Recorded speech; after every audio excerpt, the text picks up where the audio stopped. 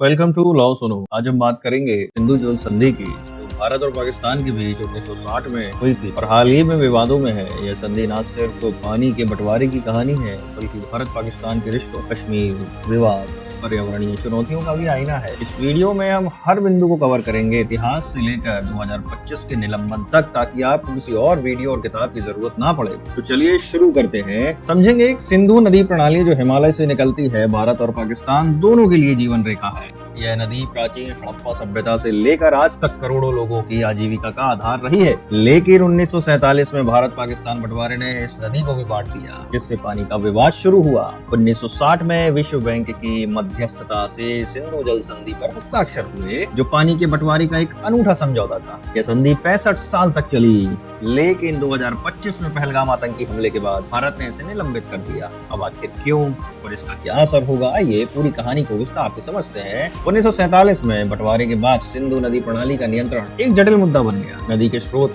Headworks Bharat में थे, जबकि नहरें पाकिस्तान में। 1948 में भारत ने कुछ समय के लिए पाकिस्तान को पानी की आपूर्ति रोक दी, जिससे वहां कृषि संकट पैदा हो गया। पाकिस्तान ने यूनाइटेड नेशन से शिकायत की और वर्ल्ड बैंक ने 1951 में मध्यस्थता शुरू की। 9 साल की लंबी बातचीत के बाद 19 सितंबर 1960 को कराची में भारत के प्रधानमंत्री जवाहरलाल नेहरू और पाकिस्तान के राष्ट्रपति अयूब खान ने संधि पर हस्ताक्षर किए। वर्ल्ड बैंक के तत्कालीन अध्यक्ष यूजीन ब्लैक की भूमिका अहम थी। इस संधि को तत्कालीन अमेरिकी राष्ट्रपति ड्वाइट आइजनहावर ने विश्व की निराशाजनक तस्वीर में एक उज्जवल बिंदु कहा था। अब इस संधि के मुख्य प्रावधान क्या थे, वो समझने की कोशिश करेंगे। सिंधु जल संधि ने नदी प्रणाली को 2 हिस्सों में बांट दिया। पूर्वी नदियां जो भारत के हिस्से में आई, पश्चिमी नदियां जो पाकिस्तान के हिस्से में गई। पूर्वी नदियों में रावी, ब्यास, सतलुज भारत को असीमित उपयोग के लिए दी गई। इनका कुल वार्षिक प्रवाह 41 अरब घन मीटर है। पश्चिमी नदियां जैसे सिंधु, झेलम, चिनाब पाकिस्तान को दे दी गई, जिनका प्रवाह 99 अरब घन मीटर है। भारत इनका सीमित गैर उपभोगी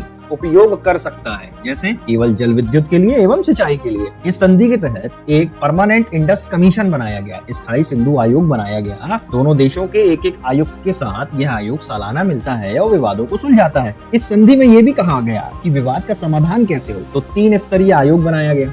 तटस्थ विशेषज्ञ और मध्यस्थता न्यायालय की स्थापना की गई। वित्तीय योगदान को समझेंगे। भारत ने पाकिस्तान को पश्चिमी नदियों के लिए नहर प्रणाली बनाने हेतु 62.06 मिलियन पाउंड का भुगतान किया, जो 10 साल में पूरा हुआ। 10 साल तक भारत ने पाकिस्तान को पूर्वी नदियों का पानी दिया, जब तक पाकिस्तान ने अपनी खुद की नहरें नहीं बना ली। संधि के पानी के उपयोग को विनियमित किया, जैसे भारत पश्चिमी नदियों पर रन ऑफ द रिवर जल विद्युत परियोजनाएं बना सकता है, लेकिन बड़े बांध नहीं। यह संधि दोनों देशों के बीच सहयोग और मैत्री की भावना को बढ़ावा देती है। पिछले 65 सालों में यह संधि कई चुनौतियों के बावजूद कायम रही। 1965 और 1971 की जंग, 2001 के संसद हमले, 2019 के पुलवामा हमले के दौरान भी भारत ने पानी की आपूर्ति नहीं रोकी। स्थायी सिंधु आयोग ने नियमित बैठकें की और डेटा साझा करने का काम जारी रखा। उदाहरण के लिए बगलिहार बांध 2007 का विवाद तटस्थ विशेषज्ञ के जरिए सुलझाया गया। यह संधि विश्व में जल साझा समझौतों का एक मॉडल है, जो दिखाती है कि कठिन परिस्थितियों में भी सहयोग संभव है। अब समझने की कोशिश करेंगे विवाद और तनाव। हालांकि संधि सफल रही, लेकिन विवाद भी हुए, खासकर भारत की जल विद्युत परियोजनाओं को लेकर। 2018 का जो किशनगंगा बांध,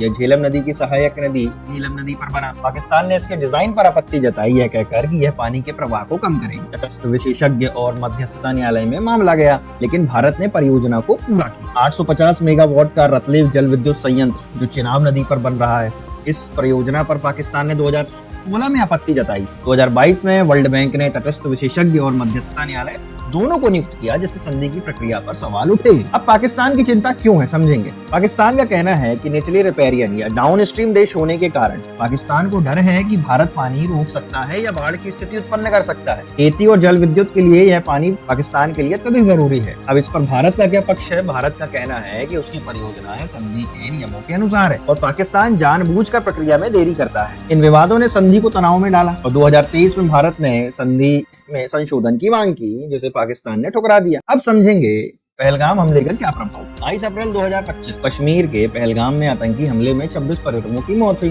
भारत ने इसके लिए पाकिस्तान को जिम्मेदार ठहराया, यह कहकर कि हमलावरों के सीमा पार संबंध थे। 23 अप्रैल को विदेश सचिव विक्रम मिश्री ने घोषणा की कि सिंधु जल संधि को तत्काल प्रभाव से निलंबित किया जाता है जब तक पाकिस्तान सीमा पार आतंकवाद को पूरी तरह बंद नहीं करता। यह संधि का पहला निलंबन था।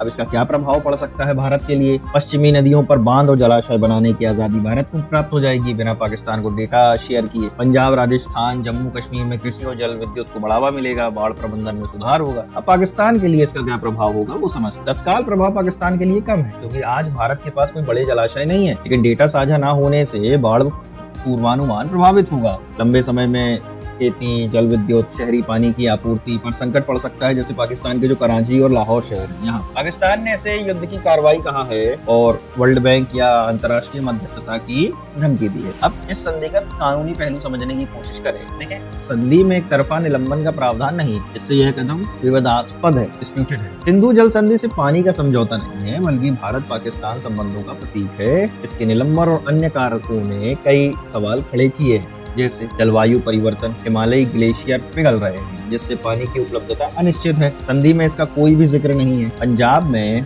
भूजल का अत्यधिक दोहन हो रहा है, लेकिन संधि केवल सतही पानी को कवर करती है। जम्मू कश्मीर में जल विद्युत परियोजनाएं क्षेत्रीय तनाव का कारण है क्योंकि यह क्षेत्र विवादित है। संधि में ये विवाद का कोई जिक्र नहीं है। चीन की भूमिका समझें, सिंधु तिब्बत से निकलती है। अगर चीन पानी रोकता है तो दोनों देश प्रभावित होंगे, ऐसी कोई बात संधि में है ही नहीं। अब इसका वैश्विक दृष्टिकोण समझने की कोशिश करें कि संधि को जल साझा समझौता मॉडल माना जाता है। हाँ, इसके निलंबन से भारत की अंतर्राष्ट्रीय छवि पर असर पड़ सकता है। तो हम क्या निष्कर्ष निकाल सकते हैं कि सिंधु जल संधि 1960 में भारत पाकिस्तान के बीच सहयोग का प्रतीक रही है, तो ये दो तनावों के बावजूद चली। लेकिन 2025 के निलंबन ने इसके भविष्य पर सवाल। क्या यह संधि फिर से लागू होगी? क्या भारत पाकिस्तान जलवायु परिवर्तन और भूजल जैसे नए मुद्दों पर सहयोग करेंगे?